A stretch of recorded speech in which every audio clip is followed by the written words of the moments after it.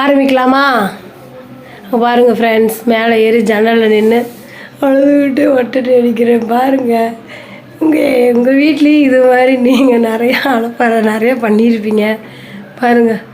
அழுதுகிட்டே ஒட்டடை தடிக்கிறேன், எப்படி பண்ணுறேன்னு பாருங்கள். சரஸ்வதி பூஜைக்கு நிறைய இன்னும் சுத்தம் பண்ண வேண்டியது இருக்குது. அடுத்து ஃபேனு எனக்கு எட்டல, இருந்தாலும் பாருங்கள் என்னால் முடிஞ்ச வரைக்கும் மேலே ஏறி நான் தொடச்சிக்கிட்டு இருக்கிறேன். நீங்களும் உங்கள் வீட்டில் சரஸ்வதி பூஜைக்கெல்லாம் எல்லாம் க்ளீன் பண்ணிகிட்ருக்கீங்களா? ஏன்னா முடியல, இருந்தாலும் டஸ்ட்டெல்லாம் பறக்குது, இருந்தாலும் வேர்க்குதுன்னு துடைக்கிறேன். மூஞ்செல்லாம் டஸ்ட்டு ஒட்டிக்கிச்சு. ஐயோ முடியலையே அப்படிங்கிறேன். மறுபடியும் ஐயோ துடைக்கணுமே அப்படின்ட்டு வேகமாக க்ளீன் பண்ணிகிட்ருக்கேன். அடுத்து ஃபேன் முடித்தாச்சு. அடுத்து ஜன்னலுக்கு வந்துட்டேன். அடுத்து ஜன்னலில் க்ளீன் பண்ணிகிட்ருக்கிறேன் பாருங்கள். இதுமாரி நீங்களும் உங்கள் வீட்டில் எல்லா வேலையும் சரஸ்வதி பூஜைக்கு முடிச்சிட்டிங்களா? நான் இப்போ தான் ஆரம்பித்து க்ளீன் பண்ணிகிட்ருக்கோம்.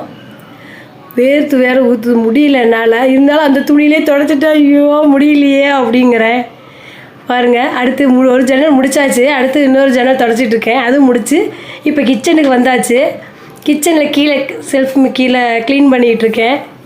அங்கேயும் நிறையா ஒட்டடை டஸ்ட்டெல்லாம் இருக்குது பாருங்கள். முடியல, டஸ்ட்டு போகலன்னு மறுபடியும் விளக்கமாறு வச்சு கொஞ்சம் நல்லா டஸ்ட்டெல்லாம் க்ளீன் பண்ணுறேன்.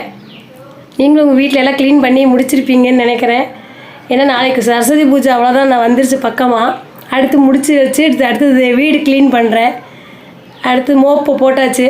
அடுத்து தொடச்சிக்கிட்டே வரேன். ஒரு ரூம் இப்போ ஆரம்பிச்சிருக்கேன் ஃப்ரெண்ட்ஸ்.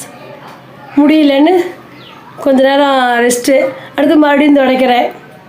இந்தமாரி உங்கள் வீட்லேயும் நீங்களாம் அலப்பறை பண்ணுறீங்களா? என்ன எப்படின்னு கமெண்ட்ஸில் சொல்லுங்கள்.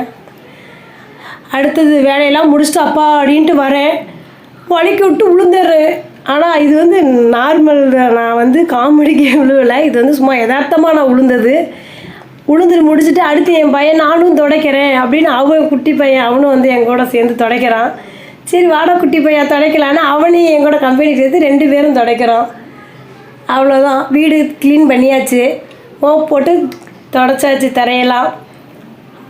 பாருங்கள் ஃப்ரெண்ட்ஸ், அடுத்தது கொஞ்சம் ஒரு கால் விட்டாச்சு. அதனால் அதில் ஒட்டடையெல்லாம் கொஞ்சம் இன்னும் இருக்குன்னு க்ளீன் பண்ணுறேன். அப்பாடா இன்னும் இந்த வேலை முடியலையா அப்படிங்கிறேன். ஐயோ இந்த ஒட்டடை எவ்வளோ அடித்தாலும் போக மாட்டேங்குதே அப்படிங்கிறேன். பாருங்கள் பேசிக்கிட்டே ஒட்டடையை க்ளீன் பண்ணுறேன். டஸ்ட்டாக இருக்கே, ஐயோ அப்பா என்ன பண்ணுறது. அடுத்து பையன் நானும் அடிக்கிறேன் அப்படிங்கிறான் குட்டி பையன். சரி வா வெளியே போய் க்ளீன் பண்ணலான்னு குட்டி பையனை வெளியே கூட்டிகிட்டு ஒரு ஜன்னலில் நீ அடி அப்படின்னு சொல்லி குட்டி பையனை அடிக்க சொல்கிறேன். அவன் பண்ணுற அலப்பறையை பாருங்கள் என்னென்ன பண்ணுறான்னு. என் தோளில் ஏறி உக்காந்துக்கிட்டு பாருங்கள். கட்லி கீழே கொஞ்சம் எல்லாம் டஸ்ட்டாக இருக்குதுன்னு சொல்லி அதை தொடச்சிக்கிட்டே நான் வெளியே வரேன். பாப்பா அப்படின்னு இருக்குன்னு பாப்பா பயந்துருது. ஏம்மா என்ன பண்ணுறேன்னு அது என்னை பார்க்குது. ஐயோ சாரி சாமின்ட்டு